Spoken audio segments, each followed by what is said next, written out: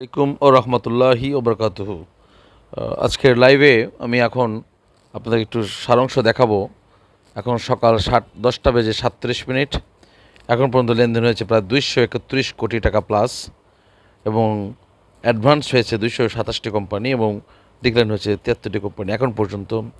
এবং আমরা যেসব প্যারামিটার গতকাল আলোচনা করেছি, যে নির্বাচনী ইস্তেহারের বিষয়, সরকারি 15টি এবং বহুজাতিক কোম্পানি মিলে 15টি কোম্পানি বাজারে সংযুক্ত হওয়া, পাশাপাশি গতকাল প্রায় 1123 কোটি টাকার লেনদেন 1123 কোটি টাকার লেনদেন হয়েছে। পাশাপাশি সরকারের যেসব নীতি নির্ধারক সিদ্ধান্ত আসতেছে, সেই হিসাবে আজকে বাজারের দৌড় আমি খুব স্পষ্ট বা ভালো দেখতে পাচ্ছি না।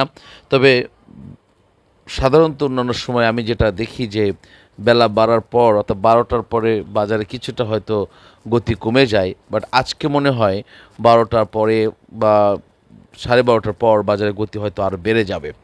আমরা আরেকটা নিউজ আমরা জানি যে বিনিয়োগ বাজারের সাথে মিডিয়ার একটি মৌন দ্বন্দ্ব রয়েছে। সেখানে কেমন যেন কোনো ভালো সিদ্ধান্ত আসলে সেটাকে নেগেটিভভাবে খুব বেশি প্রচার করা হয়, পাশাপাশি যেন সেই নিউজটার উপর দাঁড়িয়ে থাকতে না পারে, সেই জন্য একটা চক্র কাজ করে।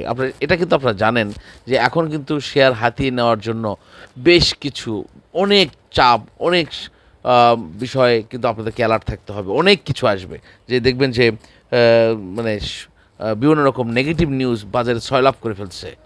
গতকাল থেকে আমরা টেক্সটাইল সেক্টর নিয়ে বিভিন্ন ইলেকট্রনিক মিডিয়ায়, বিভিন্ন টিভি চ্যানেলে আমরা বক্তব্য দেখতে পাচ্ছি যে টেক্সটাইল সেক্টরে একটা অনন্য উচ্চতায় যাওয়ার পথে, এমনকি ভারত, শ্রীলঙ্কা এবং চায়না থেকে টেক্সটাইলের যে অর্ডারগুলো স্থগিত হয়েছিল, যে অর্ডারগুলো আমাদের কাছ থেকে কিছুটা পেন্ডিং অবস্থায় রেখেছিল এই শুল্ক নীতির রায়ের জন্য বা রেজাল্টের জন্য, সেগুলো অর্ডার কিন্তু ফিরে আসা শুরু করেছে এবং নতুন অর্ডার আসার ব্যাপারে প্রস্তাবনা আসতেছে, অলরেডি শুরু হয়ে গেছে, যেটা বিভিন্ন মিডিয়ায় আমরা সাক্ষাৎকার দেখেছি।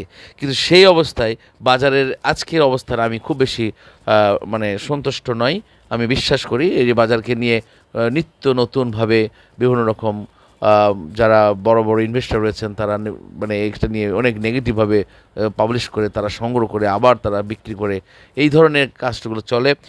সুতরাং আমি সকল বিনিয়োগকারীদেরকে একটু সচেতন থাকতে বলবো, এবং পাশাপাশি সরকারের নীতি নির্ধারকের প্রতি, সিদ্ধান্তের প্রতি আস্থা রাখতে বলবো। পাশাপাশি বাজারের সার্বিক সব কিছু বিচার বিশ্লেষণ করে আপনার লাফালাফি না করে একদম খুব ঠান্ডা মাথায় আপনি যে টার্গেটে এগিয়ে যাবেন সেই টার্গেটে এগিয়ে যেতে হবে, এবং চোখ রাখুন যে সমস্ত কোম্পানি দিয়ে আমি আপনাদের কথা বলেছি। যেমন আজকে বাংলাদেশ সাবমেরিন্স কেবল, সেটা আপনার 3 নম্বর রয়েছে। পাওয়ার গ্রিড, এটা আমাদের ওয়াচ লিস্টের আজকে 4 নম্বর, 5 নম্বর রয়েছে। নাভানা ফার্মা গতকাল বলেছিলাম এটা 2 টাকা 40 পয়সা বেড়েছে, এটা 10 নম্বর। এবং ডোরেন পাওয়ার আমি গতকাল বলেছিলাম সেখানে 11 নম্বর এখন আজকে আছে। এছাড়া আমাদের ওয়াচ লিস্টে তেমন কোনো কোম্পানি কিন্তু আজকে ভালো এখন মধ্যে জায়গা দখল করতে পারে নাই। এগুলো আগেরগুলো এসআরএম কোল, যেটা 27 নম্বরে আছে। এসপি সিরামিক 60 পয়সা বৃদ্ধি হয়েছে এখন পর্যন্ত। হ্যাঁ, ব্যাংক এশিয়া, তো আমাদের Pragati insurance, Sonali paper, SP ceramic, হ্যাঁ, Sonali Aansh, Queens mine, best holding good news, এটা আমরা একটু দেখি।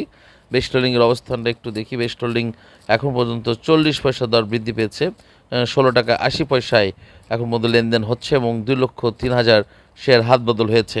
সো আমরা এই ধরনের কিছু আমরা কোম্পানির অবস্থান আমরা দেখতে চাই যে হল্ট হবে, ভালোভাবে হল্ট হবে, কারণ বাজারে যে একটা স্ট্যাবল সিচুয়েশন এসেছে, এই সময় আমরা বাজার থেকে ভালো কিছু প্রত্যাশা করি। তবে আমার অনুরোধ থাকবে যে আপনার ধৈর্য হারা হবেন না, অবশ্যই ধৈর্যশীল পরিচয় দেবেন, এবং মানে জেনে শুনে বুঝে আপনারা সেই পথে এগিয়ে যাবেন বলে আমি বিশ্বাস করি। এবং আরেকটু আমি দেখে দিই যাওয়ার এই সময় এখন পর্যন্ত লেনদেন কত হয়েছে সেটা একটু দেখে নিই।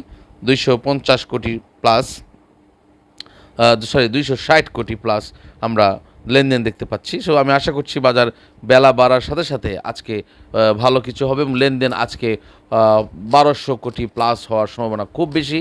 1200 কোটি যদি আজকে প্লাস হয়ে যায়, তাহলে কালকে আমরা 5 তারিখ নির্বাচন ইশতেহার, 6 তারিখ থেকে বাজারের গতি আরও বেশি দুর্বার গতি আমরা দেখতে পাবো। বাজার কারেকশন হবে, অনেক সময় বাজার একটু পড়ে যাবে, বাট এটা মানে এটা নয় যে বাজার খারাপ হওয়ার সুযোগ আর আছে।